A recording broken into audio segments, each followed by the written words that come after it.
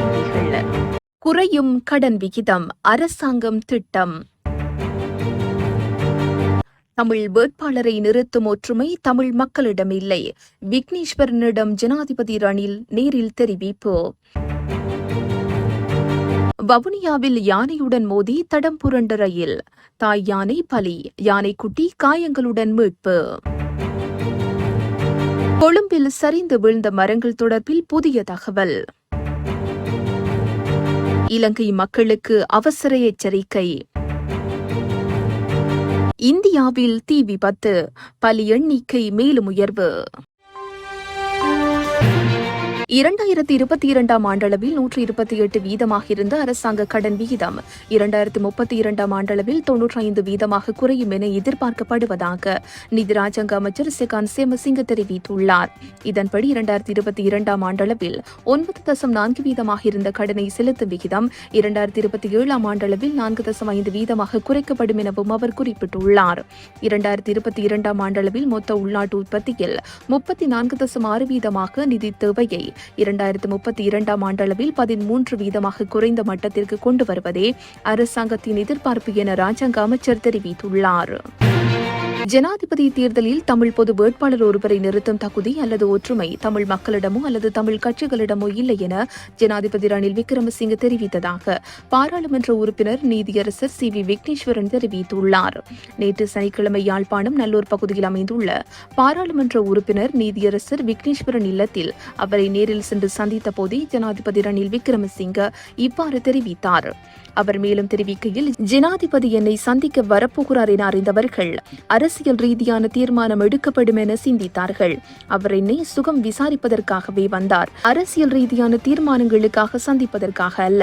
சந்திப்பின் போது பொது வேட்பாளர், ஜனாதிபதி தேர்தல் மற்றும் நாட்டின் பொருளாதார முன்னேற்றம் தொடர்பிலும் கலந்துரையாடிய நிலையில் அவரது அநேகமான கருத்துக்கள் நாட்டின் பொருளாதாரத்தை முன்னேற்றுவதற்காக நாடு பூராகவும் நடைமுறைப்படுத்தப்படவுள்ள அபிவிருத்தி திட்டங்கள் தொடர்பில் பேசினார். இதன்போது எதிர்வரும் ஜனாதிபதி தேர்தலில் தமிழ் பொது வேட்பாளர் ஒருவரை நிறுத்தப் போகிறீர்கள், அது சாத்தியப்படாது என கூறினார்.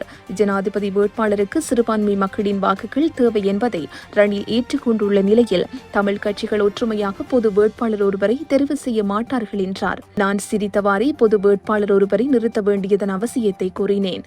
அத்தோடு 2ஆம் 3ஆம் வாக்குகளை வழங்குவது தொடர்பிலும் அவரிடம் கூறினேன். 2ஆம் 3ஆம் வாக்குகள் வழங்கும் நடைமுறையை அவர் ஏற்றுக்கொண்டார்.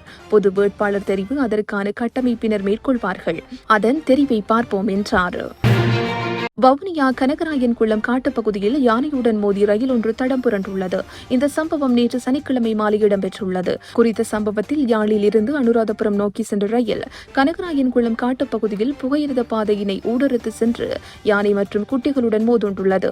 இதன் காரணமாக யானை சம்பவ இடத்திலேயே பலியாகியுள்ளதுடன் யானைக்குட்டி காயங்களுடன் பொதுமக்களின் உதவியுடன் மீட்கப்பட்டதுடன் மேலதிக சிகிச்சைக்காக வனஜீவராசிகள் திணைக்களத்தினால் எடுத்து செல்லப்பட்டது. மேலும் குறித்த விபத்து காரணமாக 4 மணி நேரத்தின் பின்னர் சம்பவ இடத்திற்கு புரிதொரு புகையிரத சேவையூடாகவே பயணிகள் அழைத்து செல்லப்பட்டமை குறிப்பிடத்தக்கது.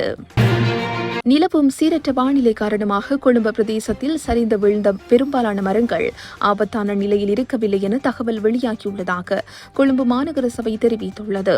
50 முதல் 150 வருடங்கள் பழமையான சுமார் 200 மரங்கள் ஆபத்தான நிலையில் இருப்பதாக கொழும்பு மாநகர சபை நடத்திய சோதனையில் தெரியவந்துள்ளது.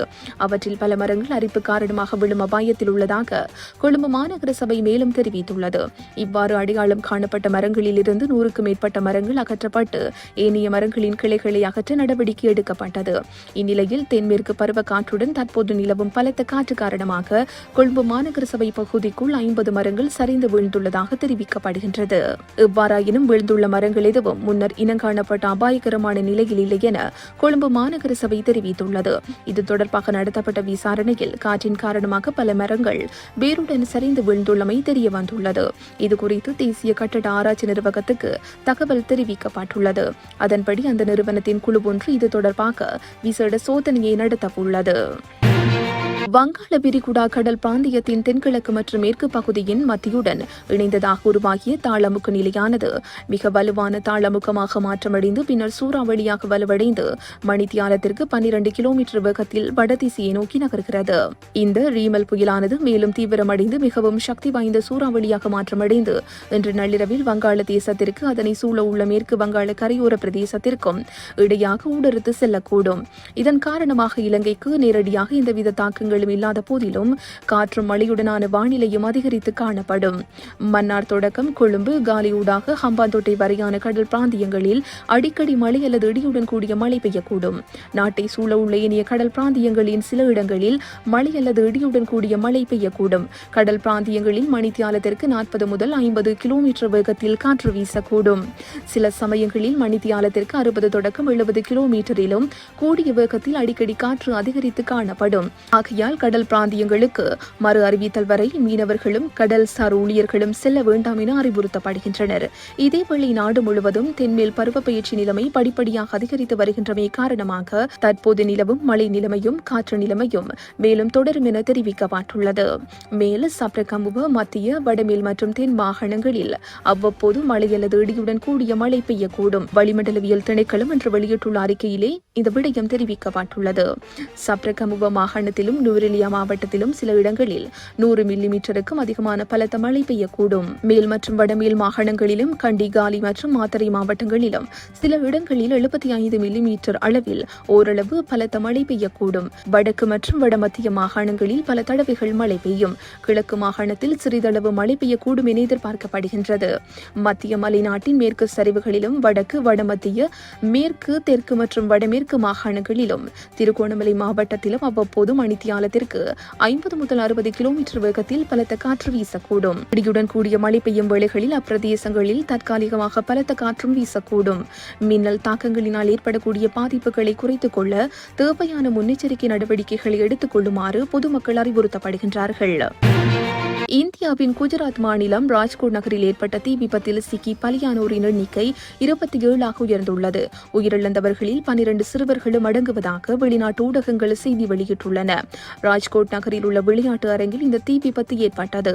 தீயில் சிக்கி உயிரிழந்த பலரது உடல்கள் அடையாளம் தெரியாத அளவுக்கு எரிந்துள்ளதாக கூறப்படுகிறது. அதே நேரம் தீயினால் உயிரிழந்தவர்களின் எண்ணிக்கை மேலும் அதிகரிக்கலாம் என இந்திய ஊடகங்கள் தெரிவிக்கின்றன. சம்பவம் தொடர்பில் விசாரணை நடத்த 5 பேர் கொண்ட விசாரணை குழு ஒன்றும் நியமிக்கப்பட்டுள்ளதுடன் தீ விபத்துக்கான காரணம் இதுவரையில் கண்டறியப்படவில்லை. இத்துடன் இன்றைய பிரதான செய்திகள் நிறைவு பெறுகின்றன.